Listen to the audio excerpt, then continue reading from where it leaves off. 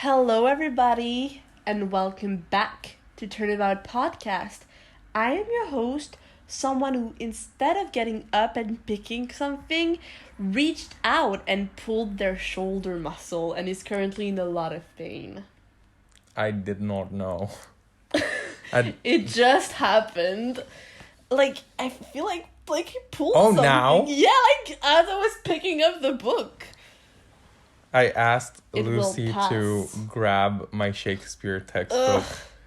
It has all the plays and the sonnets in it, so you can imagine. This truly shows that I never exercise, because as soon as I do a slightly difficult thing, my muscles respond ah! So yes, that's my introduction. Who are you? I have a fetus growing in my neck, and that's why we didn't record last week. That is true. Aris is pregnant, and so we had a baby shower. Mm-hmm. But the baby is growing up in my throat. Yeah. Fully. It is playing with my vocal cords. It is, yeah. It's playing guitar with it. Guitar hero. Yeah. Guitar fetus. It's a very active baby. We haven't done a gender reveal party yet. We're waiting for that. And who's the daddy? You know who it is. Yeah, I know. He lives in New Zealand. Hi, Mr. Okay, we're getting out of control already. Control. You can tell we're reunited. We are. We're in the same room. We are. We are. We absolutely are. For the first time in season 2. Yes, the reunion of season 2. Absolutely. Welcome back. Welcome back. Before we get into it, spoilers alert. I was just about to say it, bestie. Spoiler. We're going to reveal spoilers about all 6 games, including and the investigations. If you haven't played Chronicles, Ace Attorney, the Great Ace Attorney, you're safe because I haven't as well. I'm trying to get a Switch. Ooh. What? Should I ask for a Switch on my birthday? From who? From my family? I don't know. Maybe I'll do that. I'll see. Okay. I mean, or for Christmas, I could ask for one present for both my birthday and Christmas and ask for a Switch. Because I have been wanting to get a... do I want a Switch also? Do I want one? Tell me in the comments, should I get a Switch? Should I buy a Switch? Should I ask? Maybe I could save money and buy myself a Switch. Like the fruit of my labor. Alright! But apart from that, so there will be no spoilers about The Great Ace Attorney, only first and second trilogy and investigations. And today we have a very exciting episode in store called... What is it called, bestie? Non-case victims. Dead People. known case. Yeah. But you got it. It's dead people who weren't the case victim. So outsiders. Yeah. But before we do that, before we jump into the rankings and the questions... Wait, don't you want to give a formal apology for not uploading last week? You had a fetus growing in your throat. Let's give a formal apology. I don't know, I feel like YouTube has such a weird format that you have to reach a certain amount of subscribers for you to post in your community tab. Yeah. What do you think I'm gonna post in my community tab if I don't have enough subscribers? Nudes? Yeah. I just wanted, it's unfair. Yeah, we wanted to let you know that I was sick and we couldn't record. But YouTube doesn't want us to. It's from how many subscribers? I think 1,000. That's a lot. That is a lot. I'm not sure though. But yeah. So we couldn't warn anyone. That's the thing. We couldn't warn. So what happened last week?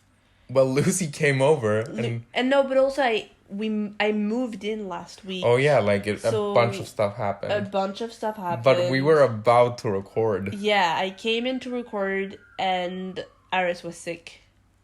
Yes. Did I say that? You were sick. I mean, it was the moment I got sick. Yeah. It was like your throat was really bad. Was it your throat or your nose? You just were feeling super sick, and I stayed for moral support, and then the next day shit really hit the fan, and I came over and brought you some soup. Yes. But yeah, apart from that, so sorry about last week, but Aris, your health is more important than the schedule. Absolutely. It was like I came out of the bathroom and I told you, do you want to hear something you never expect me to say? I was truly shocked. And I said, maybe we shouldn't upload this week. Yeah. And you were like, oh my God. I was Bamboozled, flabbergasted. Yeah. Absolutely. So sorry about that. But we are back. back. In person. And in person. Also, the noise warning disclaimer stands from 2 weeks ago at this point. That we are recording in my studio and it's over cars. A main street and the club. So yeah, great duo, great combo. Great combo. But if you hear any noise, I'll try to edit it out, but we apologize for any noise disturbance in advance. And with that out of the way, let's review this week's artist. Take it over, maestro. Yes. You just kind of like pointed at me and I was like so confused as to what I had a little brain freeze for a second. Objection, yeah, absolutely. So this week's featured artist is our second French-speaking artist. So I'm very excited. It's the French takeover. Yes. So his ad is Cœur d'artichaut, which is artichoke's heart. Okay. But it's a French expression to say like, oh, you fall in love really easily. It's a really cute like nickname. Oh, is that what it means? It means like, yeah, it's like an expression to show that like you fall in love constantly. Like your heart is like an artichoke. Oh, I'm gonna start saying that. It's really, really cute. You know how I am. Yeah, you could be one. You're definitely one. But his ad is also edoutft, which I'm guessing is Edouard. Yeah, there's no name. Yeah, but I'm guessing his name is Edouard. So bonjour Edouard. But yeah, and we have a lot of his art today. It's really good. It's such a very distinct vibe. I'm not sure. I can't really put my finger on what exactly it reminds me of. It kind of reminds me of Art Deco or like 50s art. Yeah. Like very not flowy, like very hexagonal or squarey, like very boxy. Yeah. And the colors or the shading, like the shading is sometimes in a line, which is very Art Deco. I really love the art. Which one's your favorite? It's so good. I was thinking the one that I love the most is Phoenix and Edward making out in a car. I loved this one. It was so cute. But I'm just looking at all of them. They're all really good. There's a lot of reds. I was thinking about it. There seems to be like a red color palette, and I loved it. But also just like, I love the way he draws Edgeworth. It's very... I love the earring. Yeah, I love the earring. All that kind of stuff. Like, the one where it's just like a close-up of Edgeworth. Yeah, that's the one with the shading I was talking about. I love it. Like, it's so interesting. It's pencil drawn, right?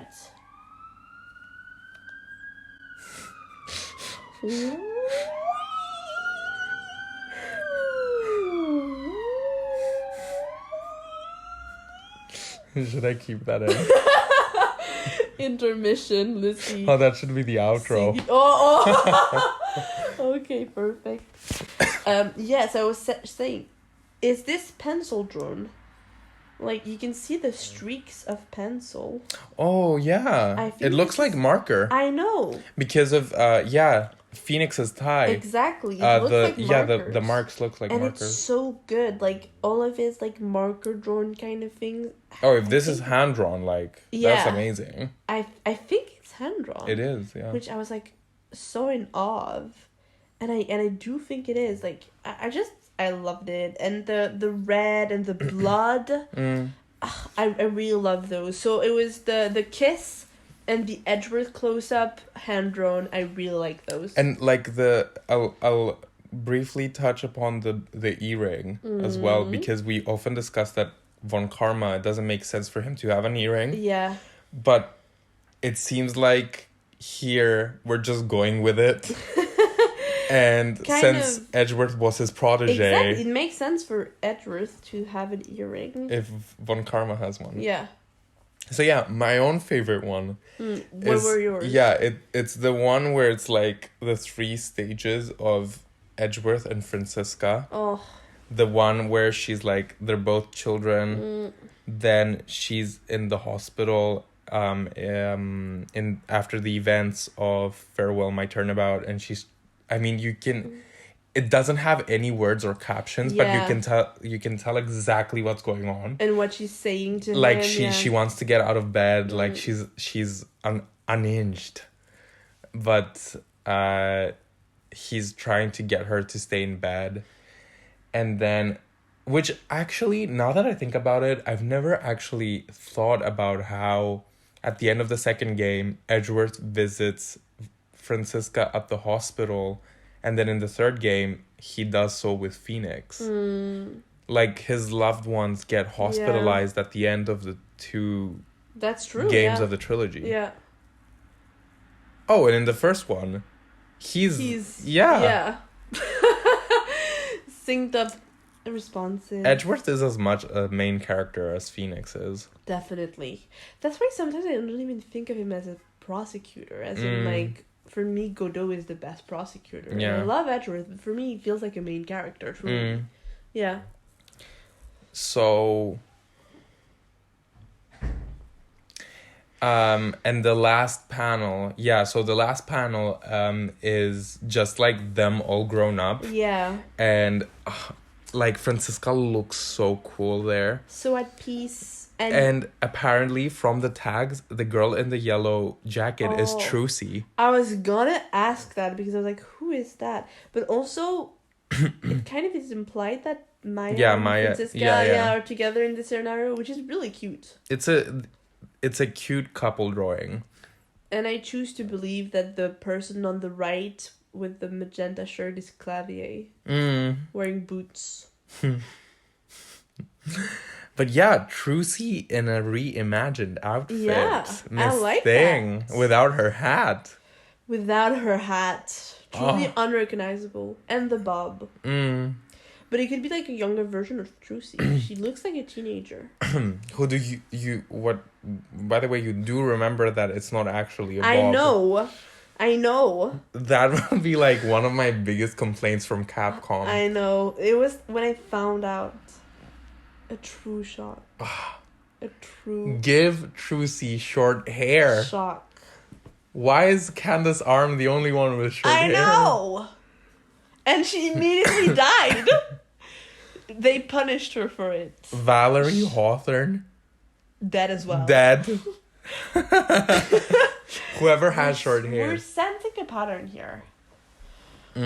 So, thank you once again, Edouard, for letting us feature your art. I mean, we don't actually know if his name is Edouard. I choose to believe so. Absolutely. Or Cœur d'Artichaut. You should say it in French. Merci de nous avoir laissé parler de tes dessins. I sound a little different in French, don't I? You do. I have a much higher voice.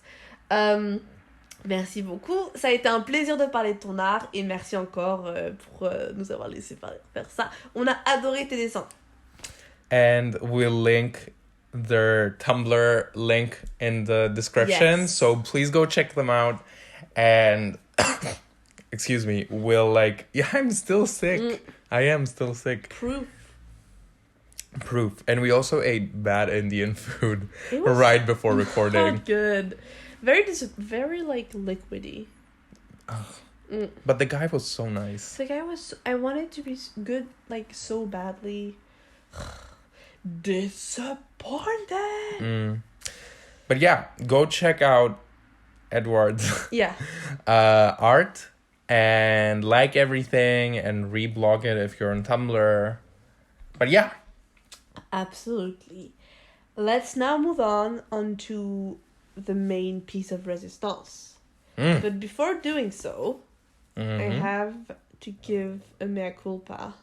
A what? A mea culpa. A mea culpa? Can I say this in English? Mea culpa? When you're apologizing for something? Maybe, I don't know.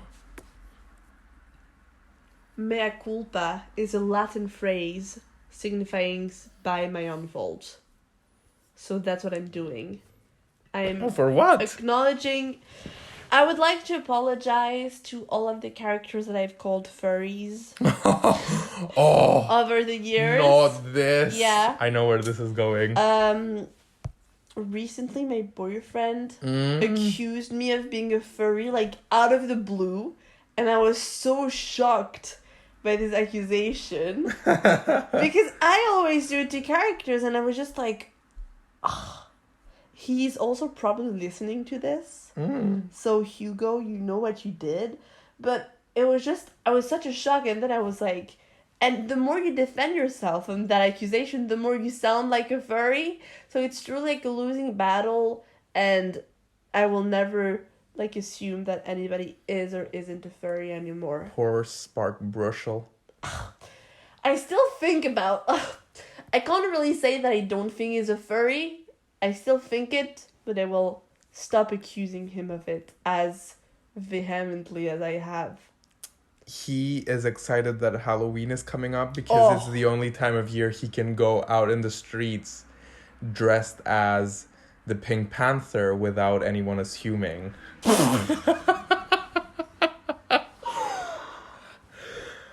I mean...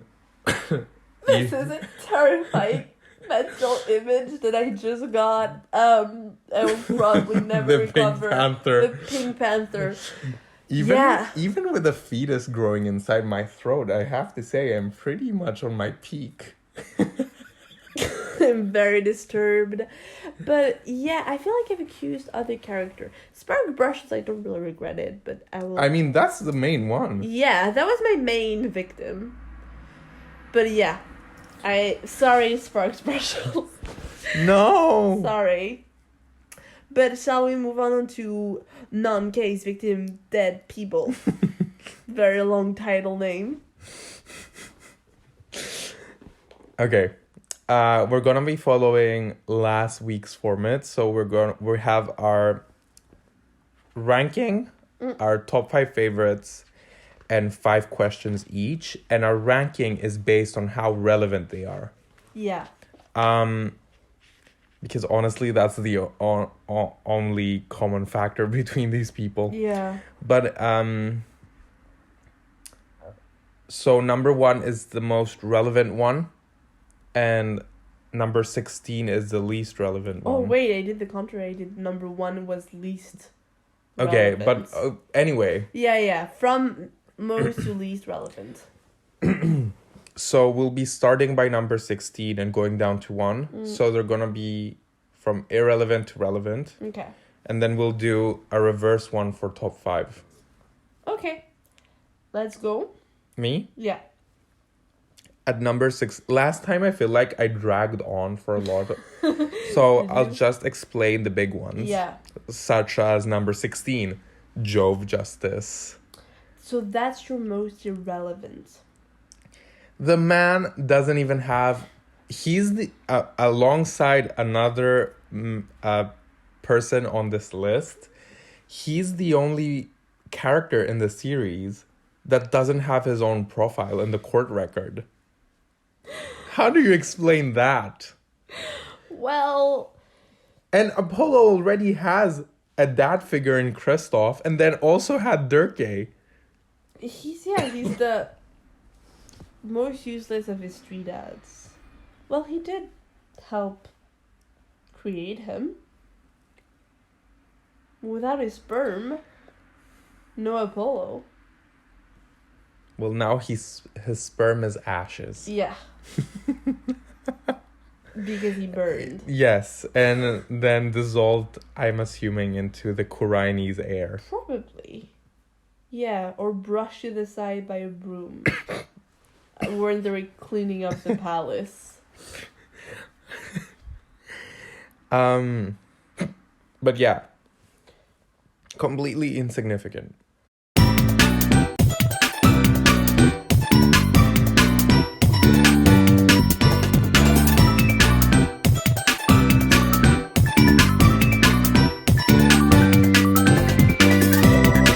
So that was 17. 16. Why does this keep happening? You said you had 17. I said 16. I'm pretty sure. Can I look? Do you mind? 17, I think. Then who's the extra one? I don't know. Shall we? We'll see when I do my ranking. At number 15, at number 15, I think I have the hiccups. That's a great character. Thank you. From the bad Indian food. At number 15 is the other person. I don't know how we can record that this way. Let me just I need to scare you. No, you don't. That's how the hiccups go away. Let me just compose myself. It is not going away.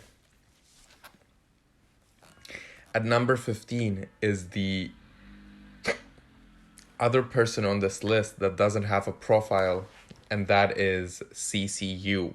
Oh, that's true. Also known as, well, she turned out to be a lie, but Callisto Yu's sister. Yeah. At number 14 is Kashi Nu. Yeah. Also known as Mask the Second. Yeah. Number 13 is Dead Man. Yeah. I have to record with the hiccups. Of course. I'm sorry to anyone who's listening. At number 13 is Dead Man. Yeah. 12, Selina Sprocket. Because honestly, fuck Selina Sprocket. Yeah. Yeah. We have a similar ranking so far. Okay. Yeah. At number 11, Azura Summers. Oh. Which actually, to her defense, yeah, that would be an excellent drag queen name. Azura Summers? Azura Summers. That would be cool. Why is she that irrelevant? I feel like the other characters had more relevance. Okay. Nothing personal, but more so... No, I actually really like her design as well. I think she's cute. But when you mix up the whole dead whale thing as well, yeah, I was like, oh, okay. It didn't really leave an impression. Yeah. At number 10, and they're paired up with number 9 as well. At number 10 is Joe Dark, and number 9 is Neil Marshall. They go together. Ooh, that was my bag. Do you want me to pick it up? Sure.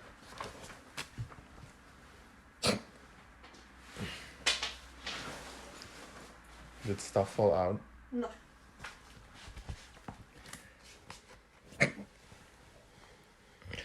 At number 10 and 9, Joe Dark and Neil Marshall. Now, these are the non-case victims which like started having an impact. Yeah. Like their death. And I feel like Joe Dark's assault on Neil Marshall was a pivotal moment in Rise from the Ashes. That is true. The same goes for number 8, Bat, who is the motive behind the murder of Raspberry. Well, actually, he was the motive behind the murder, the supposed murder of Regina, not Russell, but you know what I mean, like the vengeance. It's like started up the events that led to the death of Raspberry. Exactly. And also, we're aware, this is awful. We're aware that he's not dead. He's in a coma. We know that, but listen. It's been a long time that we've done those podcast episodes. We are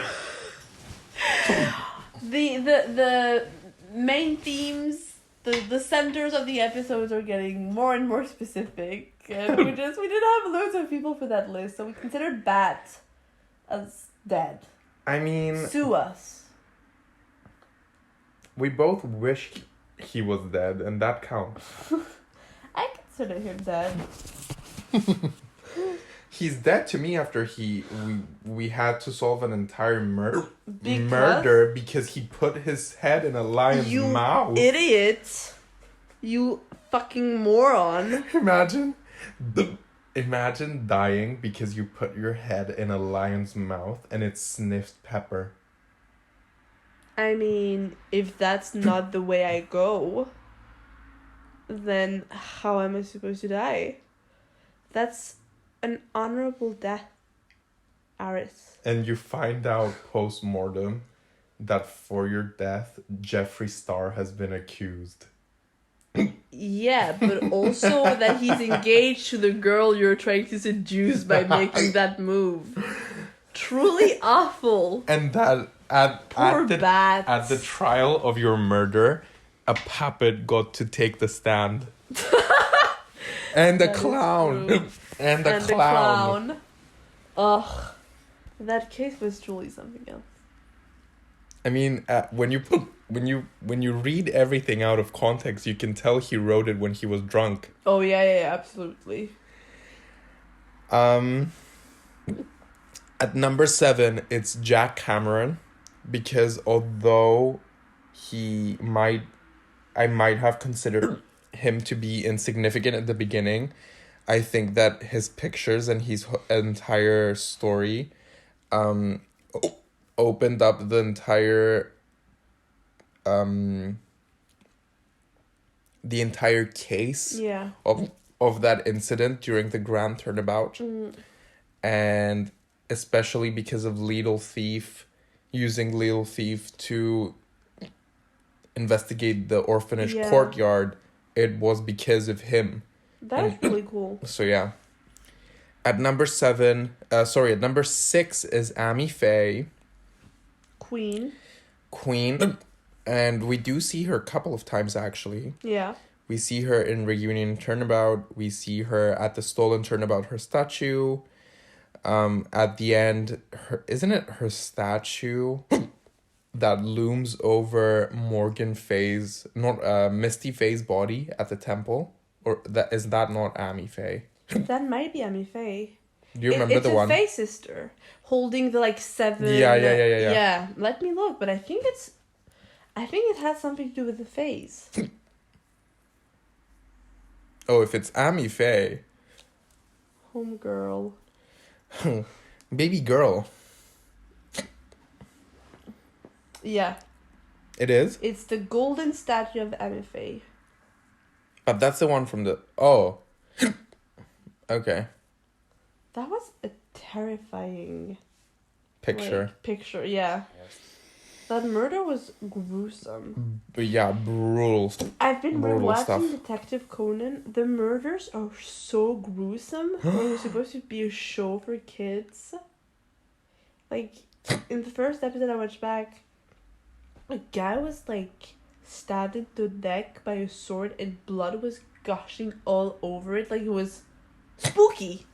Very spooky. I was surprised at how gruesome it was. And some of the Ace Attorney murder are similarly nightmare enduring. Yeah. We should do that. ranking the most gruesome murders. Yeah. Next episode. Yay! Talking about oddly specific subjects and topics. Ranking murders from least gruesome murder techniques. So we could group the death by gun, together. Okay, I'm down. But yeah. Number 5 is Metapsychs. Okay. Number 4 is Any Meanie. Yeah. Number 3 is the president of Zhangfa, because his murder carried the whole game. We meet him in case number 1. Oh, that's true. And in the end, we solve his murder and we find out that the one we met was a phony. Like... a true phony. Yeah. What the hell? At number 2 is Celeste Impacts, because although she might not be as prominent as some of the other entries, I feel like what she had to offer in terms of story is so important, because it spoke not only towards Matt and Guard and Juan Corrida's characters, but also like the bigger discussion about suicide and Adrian Andrews' depression. Definitely. And then at number 1 is Gregory Edgeworth. I mean, could you not see that coming? I couldn't. Of course. Who am I missing? I know who you're missing. Who? Princess Amara. We said we'll add her. Oh. You texted me. I texted you. Yeah, and then changed your mind. But she's not dead. She isn't, but bad as well. So is Bat. No, she's not on my list. No. I hate her. refuse. No. Okay. We have similar-ish lists. Okay. Which is surprising. We don't have another Lynn situation. No. We don't have another Lynn. Oh, Lynn was so funny. Lynn is the best. We should have Lynn on the Lynn podcast. is so nice. Yeah. So I'm gonna do the contrary just... Should I do my top 5? Oh, absolutely. Okay. So at number 5 is Kashinu. That's your favorite? No, I'm going in reverse. Yeah, but that's number... Yeah, that's... top 5 Yeah. favorites. I mean, you have to have seen it coming. He's in my S tier, don't you remember? What? He's in my... Oh, that's true. That is true. You do love him. But also basically, last week, I did my top 5 favorites based on just favorite characters, and I had noticed that you kind of did your top 5 favorites based on the question and the topic as well, because you put Lisa Basil in first place, but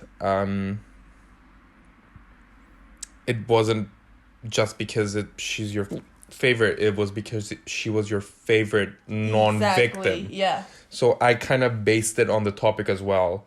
So if under other circumstances, Eeny Meeny would be first, but here she's my number 4. Yeah. For example. Got it. So yeah, number 4 is Eeny Meeny. Number 3 is Celeste Impacts. Okay. Number 2 is Dead Man, because his name is literally Dead Man. Yeah. And at number 1 is Gregory Edgeworth. Of course. We Totally love it. get We sim for Gregory Edgeworth, Atticus Finch on this podcast. And if you don't read books, you probably have a small ass dick. Gregory's peck is so hot. I know. I saw him in Ramen Holiday as well, and he was so handsome and dreamy. That movie's really good. Roman Holiday. So yes, bestie. Yeah. What's your list? So I'm gonna do it. I did it reverse of you. My number 1 is the least relevant, and my number 17 is most relevant. So I'm gonna start by number 1 and go 17. My number 1 No, actually, wait. Well. Thank God I like, God, you're right. Yeah. When I edit the graphics, I just... Oh my God. I'm gonna like strangle myself. When I do the graphics, I just replace the pictures. So could you start with your last place and say the first one? Like, could you just say them in reverse? Like, do the math in my head of... No, just instead of saying number 1, just say 17. Yeah, like, replace the numbers. Yeah. Okay. So, here's my 17. The least relevant to me is Dead Man. Okay. For me, he embodies irrelevancy. Mm-hmm. So, and his name is Dead Man. What can I add? He has a mustache. So then 16. This is What? I'm looking with my 16 because it's, my number 2. I'm making it's a bit complicated. It's Kashinu. Okay. 16 is Kashinu. No question needed. Shocker that the 2 less significant ones are from Investigations. Oh, what a surprise! Investigations 1 and me is a big love story. Then number 15 is Selina Sprockets. I'm sorry to this Selina woman. Sprocket. She could be walking on the streets. I wouldn't know a thing. This case. There's just, I don't like it. I forgot. I keep forgetting that it exists. It exists and it's a real case. It's not like a fan's case. Like, it's crazy. And the fact that I remember the victim's name. Dumas Gloomsbury. Because he's British. He sounds so British. Dumas Gloomsbury. I do remember the Gloomsbury. But, like, Selina... Whenever I think of that case, I think that one of the plot lines they used in court is that the power of love sent the man walking on the little edge of her balloon. Like, no! I hated it so much. I feel like... So, I learned today through Real Housewives what tossing a salad means. And I feel like Dumas Gloomsbury tossed the salad of the Leisha scones back in Britain. This is so gross. She's so small and he looks so tall. How would that work? He would have to, like... She'd get on the table. Yeah, probably. Ugh. I did not need to hear... And as soon as you said those words, I knew where this was going for some reason. Not exactly with whom, but I knew I was about to be disturbed. The 2 British characters. Jesus. What is it? What's the Anaconda lyrics go like? He tossed my salad like his name, Romaine. Lettuce. Yes. Nicki Minaj was actually talking about that character when she wrote Anaconda. Yeah, Romaine Lettuce. Yeah, it's him. That's Nicki Minaj's character. So she dated him? Yeah. I ship it. I ship it as well. I want them to get married. He might have been her bodyguard. Oh my god! Like the bodyguard He worked with talent. But with Nicki Minaj and Romain Lettuce. And after they broke up, he had to work for Le Miroir. Will she sing like I Will Always Love You, like a rap version? Well, if he tossed her salad. Like his name, Romaine. Lettuce. I think... Absolutely. I think he's worthy of that. So... Number... You're slowly dying. I'm concerning. Oh, I hope our fucking listeners are not grossed out by my pig noises. Number 14 for me was Jack Cameron. I kind of agreed with what you said, but not as much as he's not. For me, was so irrelevant. His name is just Jack Cameron. That alone says it all. Then number 13. I know the count, by the way. Very, I know. Great skill. Then number 13 was CCU. No profile, no mention. No memory in Lucie's no head. care. Exactly. Investigation 1, you don't have a great start. So that was number 13. So now number 12 is, drumroll, Amy Faye. Oh. Yeah. I like her, but she wasn't super relevant to me. Like, she kind of was there to be in a broken urn. She didn't add a lot of spice to that case. I just remember what I wanted to say before we talked about salad. Okay. I just wanted to say fuck Selina Sprocket, and that if you're a Selina Sprocket fan, you're not invited or welcome in this podcast. This is not a safe space. But who is a Selina Sprocket's fan? You never know. You never know? You never know. Disgusting. Disgusting. With her little air stewardess outfit. Fuck out of here. I don't even know what she looks like. Oh, she wears a little hat, which looks like I don't even know, like a disposable cup. Ugh! And it has a wing on it. It's a horrible outfit. It's very steampunk. I know. Is there Selina Sprocket fan art? So there might actually be fans. Yeah, so sorry about that. Yeah, I mean, disturbing. That outfit was not great. Also, I don't feel like purple and orange go that well together. Not those shades. Who wears purple and orange? She has purple hair and she's wearing an all orange outfit. Oh, you consider that to be purple? That's purple. I'm not talking about that one. Isn't that like navy? Kinda. Oh, that might be dark blue. But like a purplish dark blue. But whatever, it doesn't go together. Just it change. Doesn't. No, it doesn't. It just it clashes. Orange and blue only goes together in movie posters. But the thing is that you can tell that as much hate as we're gonna give her, Selina Sprocket could give excellent head. You think? Oh, 1,000,000%. Like, she could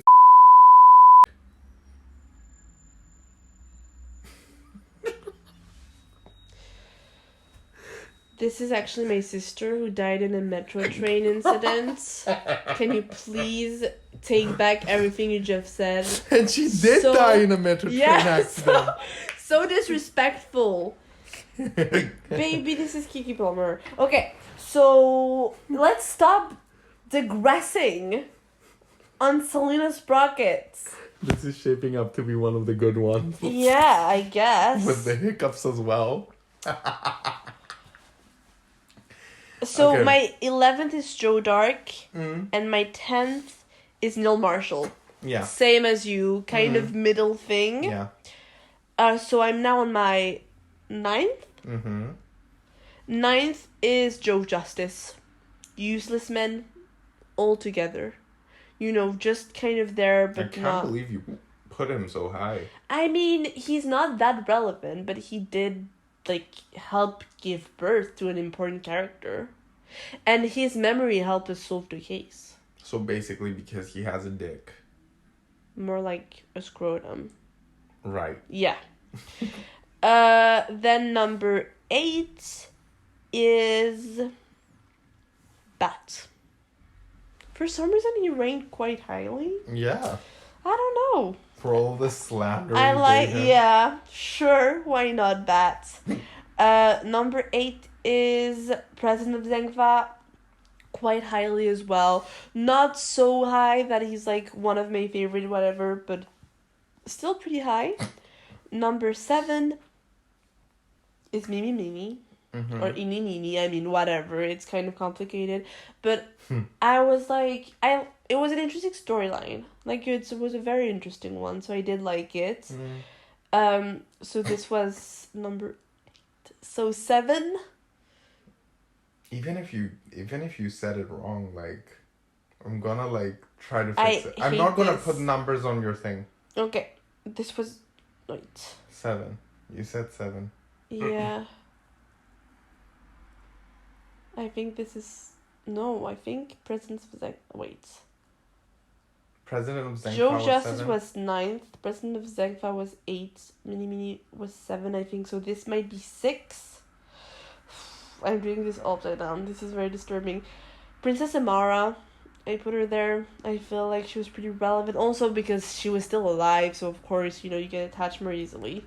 And they benefited the story to a higher degree. Then 5 was Azura. I liked her. I was blinded by my love for her. Might be a little. 4 is Metapsychs. I miscounted because this is horrible. I hated doing this. Just do the list. Do the list. And Metapsychs, then Celeste Impacts, and then number 1 for me was Gregory Edgeworth. We have the same number 1 and number 2. Oh, my number 3 is President of Zengfa. Now I just... clicked. That just hit. Yeah. And we had a pretty similar with, like, Joe and Neil Marshall, with Deadman, Kashinu. Like, we've had a pretty similar list. I mean, how wrong can you go? It was pretty much a given. It wasn't much based on sentimental values, but more so on logic. I mean, how sentimental can you be about Deadman and Selina Sprocket? Oh, very, apparently. I mean, if there's fan art. Yeah. But sorry my list was a bit chaotic. But yeah, that was my ranking. And for my favorites, my top 5 was Celeste Impacts. Lovely person. Deserved better. My 4th was Deadman. I really like him. And it's a great name. And it summarized everything you need to know about this man. So I love that. Efficiency. Number 3 is Gregory Edgeworth. He had to be in the top 5, but once again, I rated them on my favorite amongst the, Gregory is so much more to me. Second is Amy Faye. I love her. She started the whole thing. But you placed her... She's not relevant, but I do like her a lot. You go, Amy. You go. And then number 1 is Azura Summers. Okay. And I did write honorable mention Metapsychs because I do think she's cool. Metapsychs. Yeah. I mean, I wish I'd seen more of her. And her... You're disgusting. When that remains as one of the best moments. The debacle. The Metapsychs debacle. Truly shocking. I apologize to our listeners. We have 3 people in common in our top 5 favorites. Yeah. Heads, like, it's really similar today. Yeah. Synced up once again. Absolutely. So... it's gone. Your hiccups? Yeah. Do you want to re-record the whole thing? No. Do you? No. Okay. Shall I begin with the questions? I bet my ass if we started re-recording the entire thing... It would come back. Yes. Absolutely. It's a curse. Oh, 1,000,000%.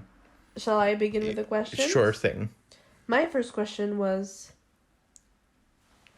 Does more than one murder equate to a more complex case, or just makes it more confusing? Good question, actually. Thank you.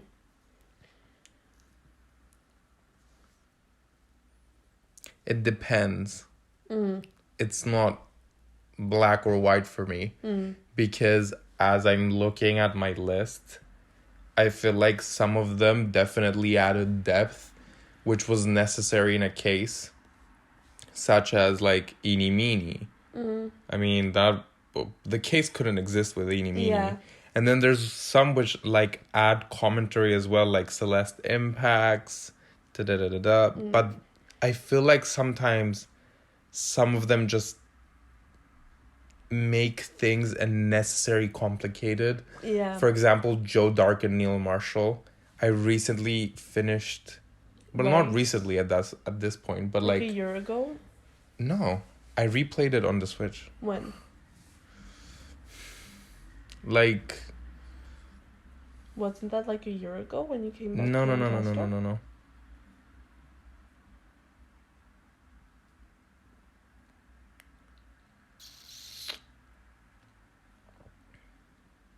It was recent. It was actually very recent. You seem disturbed. It might have been before summer. I'm not sure. I feel like this was longer than you think. With the pandemic, time seems like a bit of a blur. That's interesting, actually. But I did post about it on Tumblr. Oh, I'm just gonna check the dates real quick. But I remember, like, did you play it before or after you did the second, like, Farewell My Turnabout? That's the thing. Yeah. Can you imagine if this was, like, ages ago? No, it must have been May, June. You think it was May, June? I think it was May, June. Wow. Then my perception of time is fucked. It feels like so long June ago. 13th. You finished playing... I can't believe this. I can't believe you've done this. I'm truly shocked. Shocking. I thought it was when I was playing Investigation 2. Like around the same time. Wow. Time goes quickly. No, that was when I finished my first playthrough. Of Rise from the Ashes? Yeah. And you replayed it so soon afterwards? Yeah, because I got the trilogy on the Switch in October last year. Yeah. So it was just in the way. So I finished it in June. Jesus. Yeah, anyway, what was I saying? Oh, yeah. So you felt like in Rise from the Ashes it was unnecessarily complicated. I finished it recently, but even so, I can't remember what exactly happens. Like, it's so complicated. It is very complicated. Or, for example, like, the whole dead man, people from the embassy dying. Like, I know you don't remember CCU, it. Yeah, what was that all about? Definitely. Like, it depends. But yeah, sometimes, like, it makes for amazing storyline. Like, amazing storylines coming from the past, like President of Zengfa, Eeny Meeny, even the Azura Summers. Yeah. Yeah. Definitely. What about you? I was thinking when it's well executed, it adds so much gravity. And, like, I mean, the best one is Gregory Edgeworth. It was just, like, so well done.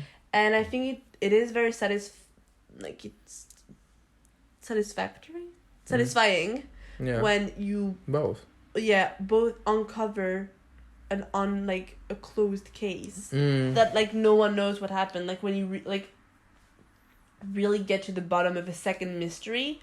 I really like when you do this, but I feel like it's also a cheap writing technique sometimes. Just like, oh, well, everything happened because that person that it's not in the case right now died, and this is what happened, and an easy motive or stuff like that. But so it depends on the execution. But I think that when it's most of the time when I look at the list, I think it made it more complex. I think I'm leaning more on the positive side of things. Yeah, I tend to like it. The good examples definitely outweigh the bad ones. Definitely. Yeah. Yeah. So my first question is, whose death do you think deserves to be investigated in its own case? So basically, who would you like to make the main victim of a new case? For some reason, Jack Cameron came to mind.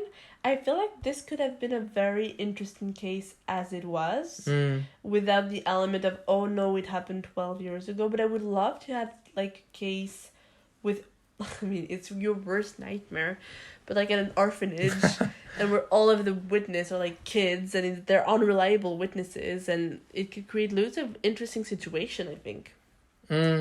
So yeah, probably Jack Cameron for some reason. What about you? That's actually a really good answer. Like, if it's not that, because that would be my first pick the way you sold it as well, it would have to be Celeste Impacts. Oh, definitely. Like, finding out.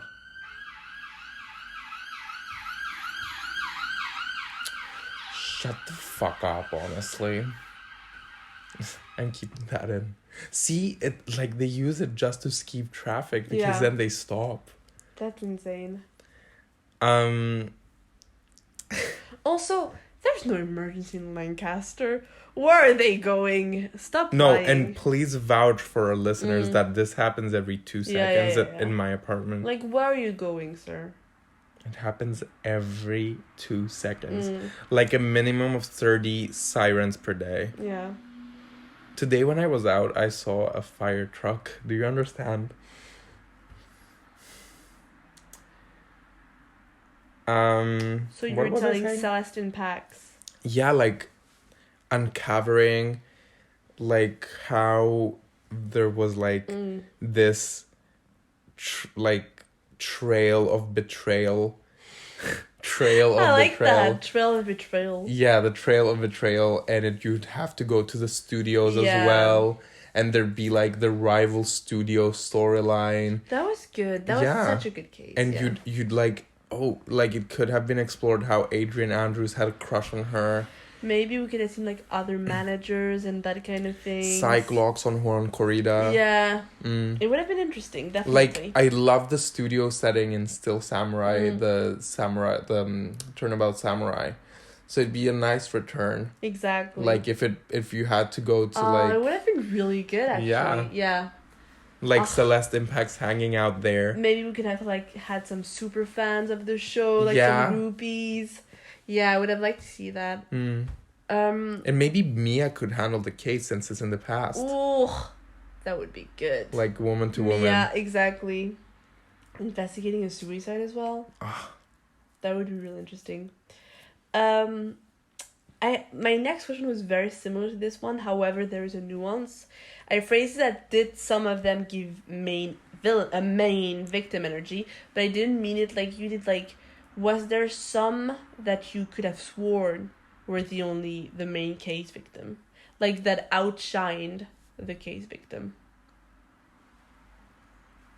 I actually had an answer for this. Give me 1 second.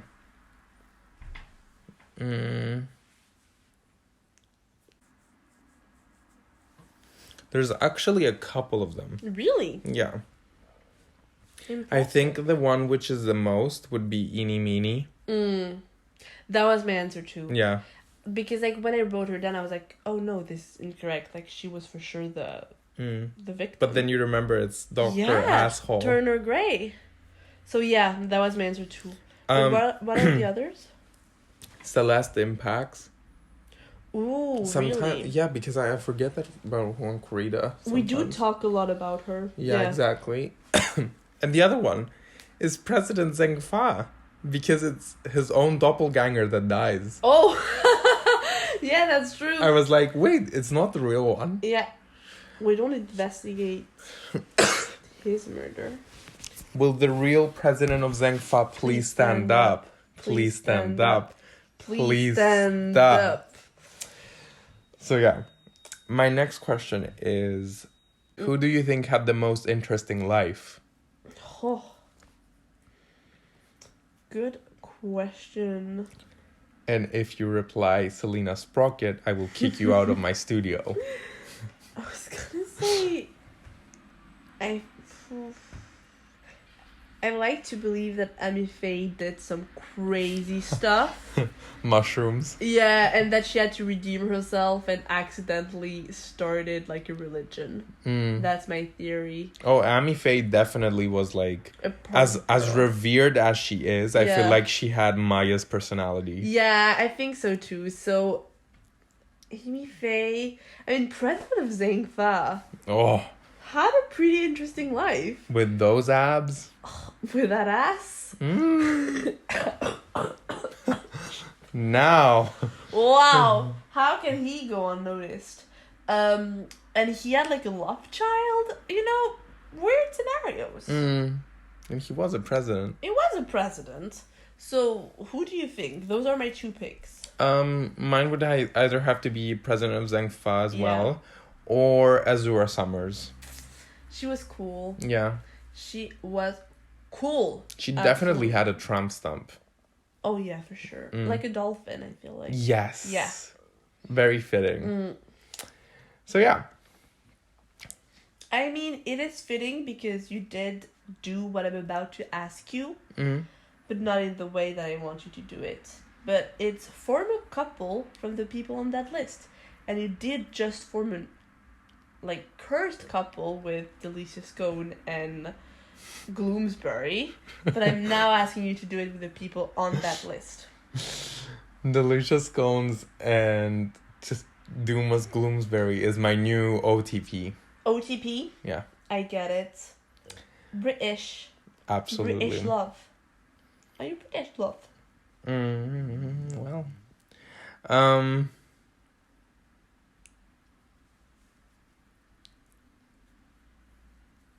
I kind of want to say Eeny Meeny and president of Zhengfa, so he could be her sugar daddy. I like that. But at the same time, I want to be like evil and say Joe Dark and Neil Marshall. Lovers to enemies? Well. Lovers to killers? Absolutely. Wow. That would explain a lot. I want to see that now. A couple. A cursed couple. Absolutely. So that's my final answer, yeah. But I do love the other one as well. It is really cute. She deserves it. And after working so long. They're kind of matching. What? Like outfits and stuff. Isn't he like all orange and she has a like orange sweater? No, he's purple. She's orange. Yeah, but like his hair and stuff. Yeah. It's all orange. He looks like a lion. You know what? You said that the Mimi Mini thing is confusing, and I just said that she deserves it after working so hard, but she's not the one who died. The nurse is not the one who died. Oh, that's true. It'd be like the one we meet who's died. It would be like the psychology student. Like, was she... parapsychology. Parapsychology. Oh, well, she might have worked... It's so confusing. I know. It's so confusing. The one we meet is the one who's dead. Yeah, who's... the clumsy redhead is the one who's truly dead. That's so the one sad. who went insane because of Turner Gray is the one who's alive, but got plastic surgery to look like the dead one. Yeah. Yes. Crazy love. That's crazy in it. Who do you think would be the bottom in Joe Dark and Neil Marshall? Neil Marshall. Yeah. I mean, dressed as a cowboy. That's a given. Yeah. My pick would be CCU and Deadman. They are colleagues, and I want to embassy see an office romance. The Jim and Pam of the embassy. I had the exact same thought. That's what I want to see. And Colias Palaino Token Man would be Dwight. Or like no Michael Scott.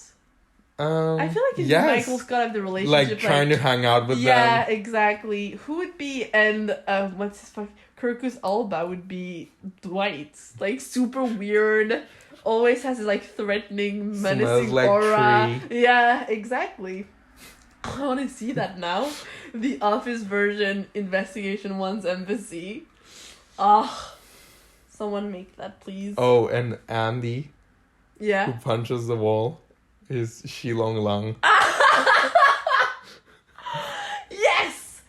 Get his ass. Shilong Lang is our favorite punching ball. I mean, Raymond Shields. He is our new outro. Love him. Annoying tourist. Yeah. Like, the stuff we said that episode. That was my favorite Queen episode. Garen. When he meets Queen Garen. And immediately gets a boner. Hot mama.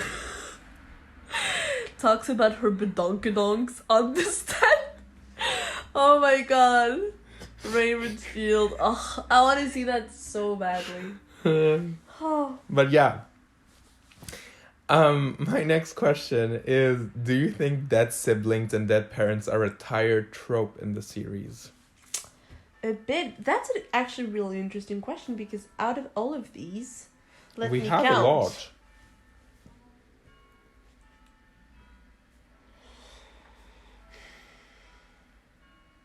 I don't know if you should count CCU. Like, more than half of them are ish dead siblings. Yeah. Even like Selina fucking Sprocket. That's a dead sibling. Princess Amara is a dead mom. And sibling. Yeah, and sibling. Like, it's crazy. Yeah. I think it's a bit of a dead throat. Oh, I don't have Amara on my list. Maybe one of my pairings for your answer would be President of Zengfa and her. Ooh, a power couple. Political power couple. An alliance. I like that. We do know that we need to, like, big, bulky guys. Can you imagine, okay, big brain energy, if Amara getting with the president of Zengfa was the steamy new romance novel from the erotica writer from Ghost Trick? Because she writes about the her husband is like the Grand Minister of Justice. Ooh. So she writes about. That would be. Can you imagine if in the Ghost Trick universe the Ace Attorney, like, universe is the novels written by. That would be great. Oh my god. Her and but I also want both worlds to coincide, because I want her to be Norma de Plume and be best friends. Yes. Riding queens. Drinking wine. Yes. Oh, drinking red wine. Yeah. I think Norma de Plume would have like a quirky side, being like, red wine at the end of the day keeps the doctor away or something like that. You know what I mean? Like a live, laugh, love, but for alcoholics kind of signs. Definitely. Like, I can just imagine them turning together, the one with her headscarf and her Gucci glasses, and the other one with her tulip hair, and say, let's destroy them. Let's destroy them. Absolutely. The cock destroyers. That's the one true pairing. That's the cock destroyers. Yeah. What was your question again? Oh yeah, the dead sibling trope. Being a tired trope. I do think it's a bit, because I feel like when you look at the other people who aren't like siblings, loads of them are so interesting and so creative. I appreciate when they make us care without making people siblings or lovers, just creating interesting bonds. Like, for instance, Azura, well, she was the girlfriend, but it was like, she was my colleague, she was the person who taught me everything. I like those kind of elements. Yeah. What about you? I think, I agree with you. It's definitely a tired trope, and it shows when it's like with non-siblings that they put in the extra work in the storytelling. The only exception on this list that I would have to say would be CCU, because it turns out to be a lie. True. And that's pretty interesting. That was interesting, yeah. Or the president of Zengfa being the fake switcheroo parent. That's interesting. But also, what I'd say as a suggestion is that if you are going to kill a dead a sibling or a parent, at least make it the main victim of the case. Yeah. Like, add some stakes. Instead of, like... We talk a lot about steaks on this podcast. About steak. Yeah. I like meat. How do you eat it? With broccoli? Rare. We talk a lot about steaks, and it doesn't mean that the world has to be ending. Just kill off an important character. Like, kill off Lemiror. Honestly, considering what they've done with her character afterwards, it's as if she's dead. So and she survived death. Yeah. She could have easily died in the game. It would have made it a little more interesting. Apart from, don't kill Nicki Minaj's lover.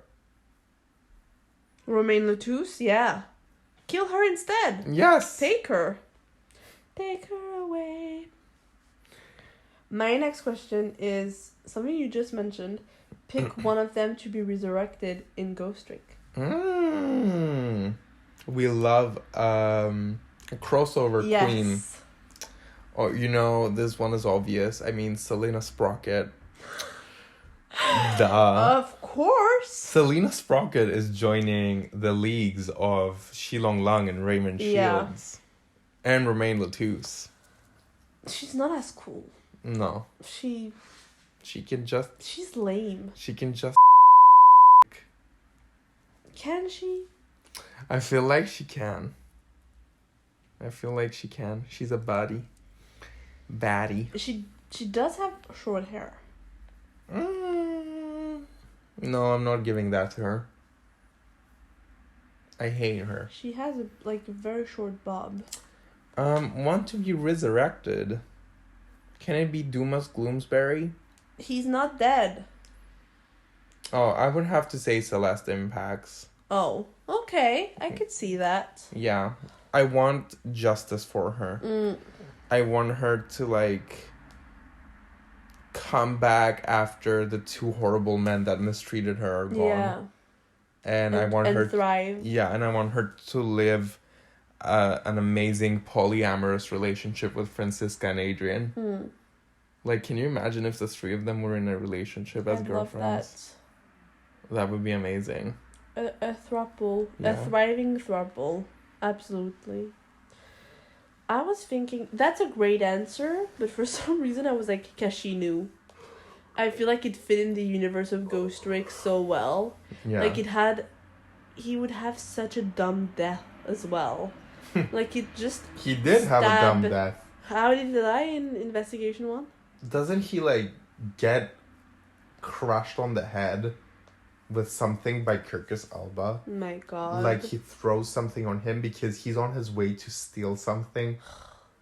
How incompetent do you have to be? Who's the main victim in that case with Kirkus Alba?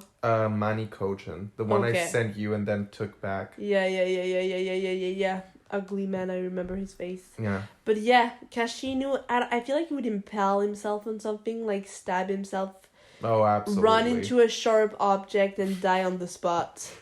That's the vibe I'm getting. He'd go to steal something, from a kitchen, and when he'd hear footsteps, he'd hide, and then discover while he was hiding that he hid in an oven, and they turn it on. Yeah. And he would burn inside. Absolutely. I do miss Ghost Trick, though. Just thinking about, the murders made me think of, remember some of the... gameplay. How that chicken falls.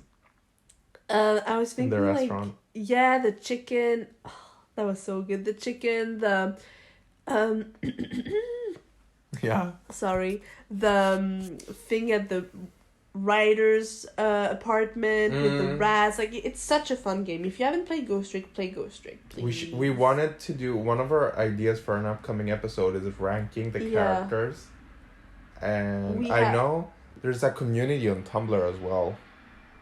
So there might be a larger audience for this. Really? Yeah. Wait, what did you say? There's ranking the characters of Ghost Trick. Tier list. Oh, yeah, tier list. Yeah, okay. Got it. So, yeah, what are our upcoming episodes? This one, rank the character of Ghost Tricks. We mentioned Shits one. Shits and Giggles. The footwear episode. We mentioned one before. In this episode, I know. Right? I can't remember what it is. Something characters.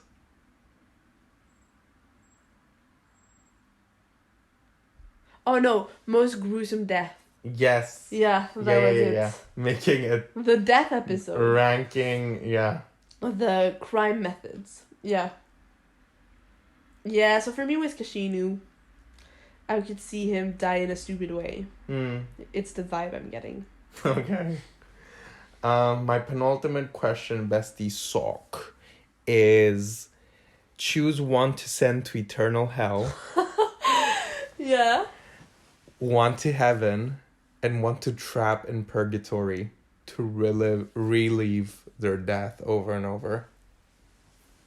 Or, no, sorry, purgatory as a ghost. Okay. On Earth. Yeah. So...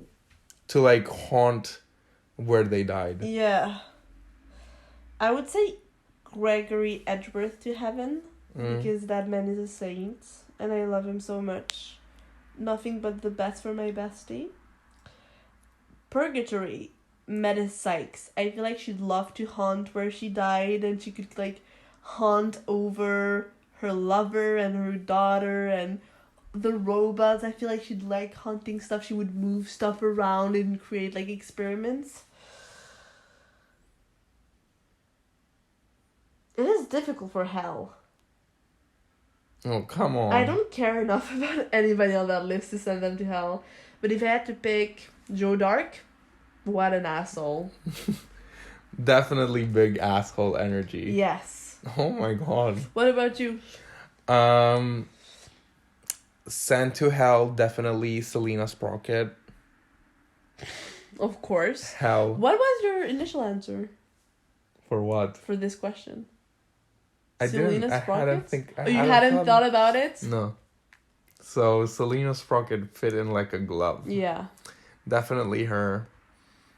She's my new nemesis. Is she? But why? I don't know. Don't you admire her head skills? I thought you'd be quite a fan of that energy. I don't know. She just annoys me. She's not giving girl boss. She's not giving. You're just jealous. No, no. Like if Did I she was. steal your man? Who that?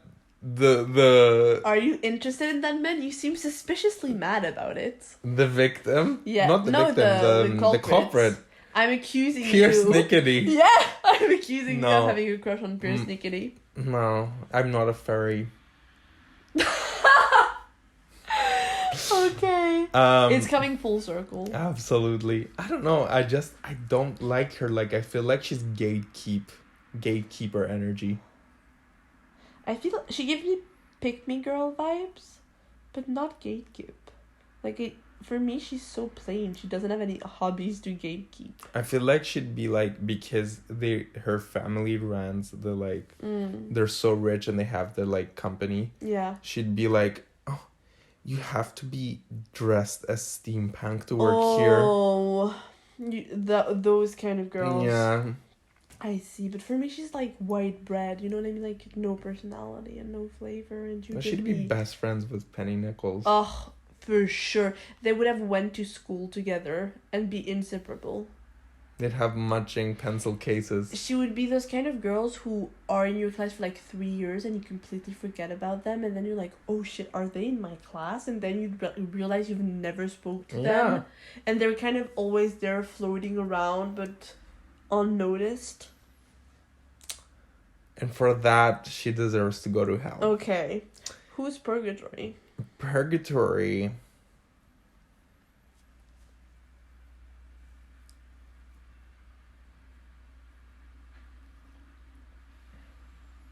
I kind of wanted to say Amy Faye, so that she sees like the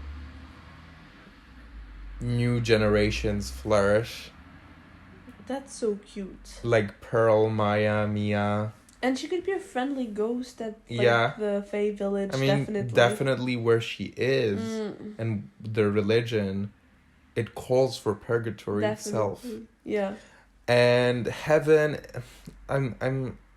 it's either Celeste Impacts or Gregory Edgeworth. I mean, they both deserve it. Yeah. Angels. Definitely. Angels. So yeah. My last question, bestie Shu is, are they all valuable members of the AA cinematic universe, or do some of them deserve to be erased from the memory of the games? Do I have to specify who, because it's the latter? Who? Do I have to specify who, because it's the latter? My God. Do I? Yeah, of course. I mean, definitely Selina Sprocket. Your hatred for her. Yeah, so you think loads of them are like, yeah. Yeah, of course. Definitely. Yeah, no, I agree.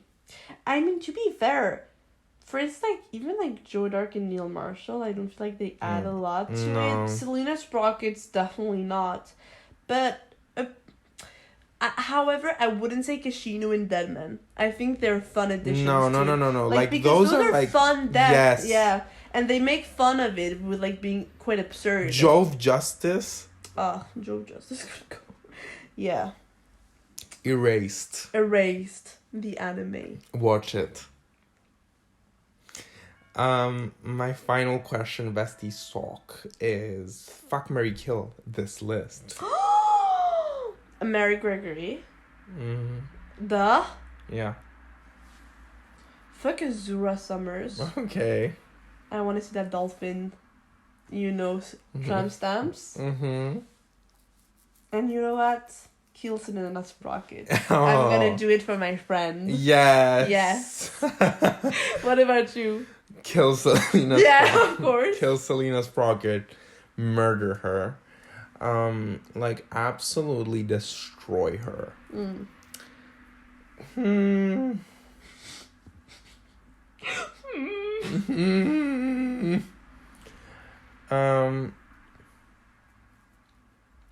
I'm kind of tempted.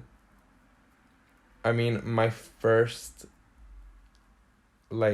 initial response was fuck President of Zhengfa, obviously. But as Azealia Banks says in her newly released single Fuck Him All Night, yeah, then if we were married, then that's what I would be doing. So marry President of Zhengfa. Yeah. And honestly, I might not be an amazing top, but I would like to top Neil Marshall. Little cowboy. Little cowboy moment. Do you think that the Marshall parents dress like cowboys as well? That just destroyed what I said in my head. Like, can you imagine me wanting to fuck him because he dresses up as a cowboy, and in reality, he dresses that way because his parents died and they got crushed by a stampede of cows. Yeah, like a bunch of buffaloes just roaming around. That's how Jake and Neil Marshall's parents died. And that's so why they dress up as cowboys. To honor them. It's PTSD. Yeah. Jesus, what a dark ending backstory. To the podcast. On that note, I will go cry myself to sleep thinking about the Marshall parents. Yes. But I mean, it's weird that they dress the same way. It has to be something with their parents. Neil Marshall definitely has better taste than Jake. Jake is just over the top. Jake has that poncho. Yeah. No. It's too much. Neil has the little tasteful, vest. Yeah. The little hat. Yeah. I agree. He's gonna have to keep on to it when he's bottoming. Absolutely. And on that spectacular note... This is the end of the podcast, guys. The end of the podcast? Yes. No more episodes. We're stopping. No, this is the end of the episode. Thank you for listening and for reaching the end. Aris, what are you gonna do now?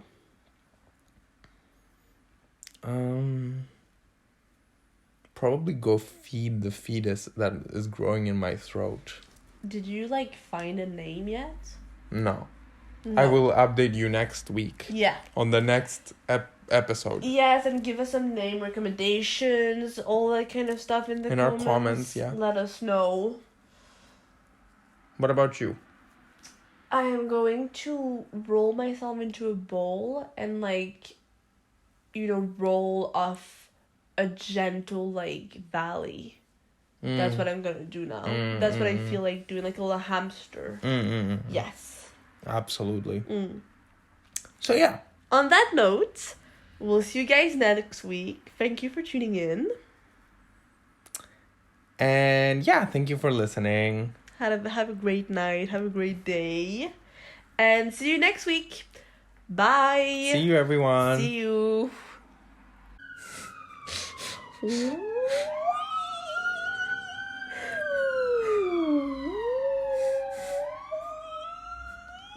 Should I keep that in? Intermission, Lucie. Oh, that should be the outro. Oh. Okay, perfect.